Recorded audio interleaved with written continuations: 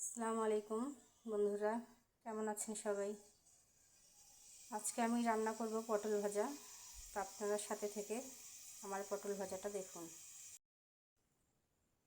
Fry প্যানে দিয়ে দিলাম তেল,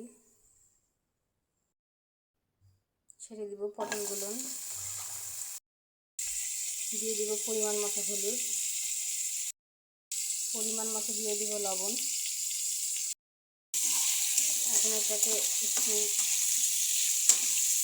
চালিয়ে নেই। এখন একটু ঢেকে দিব।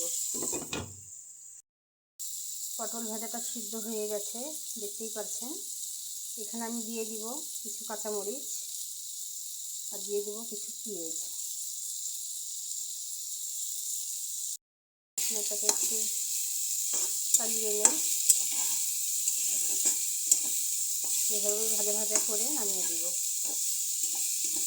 মরিচ পেঁয়াজকে দেওয়ার কারণ খেতে অনেক মজা হয়। তো বন্ধুরা, আমার পটল ভাজি হয়ে গেছে। এভাবে কে কে খেয়েছেন অবশ্যই কমেন্ট করে জানাবেন। আমি পটল ভাজি এভাবেই সবসময় খাই, এটাই ভালো লাগে। আপনারাও যদি খেয়ে থাকেন এভাবে অবশ্যই কমেন্ট করে জানাবেন। সবাই ভালো থাকেন। আসসালামু আলাইকুম।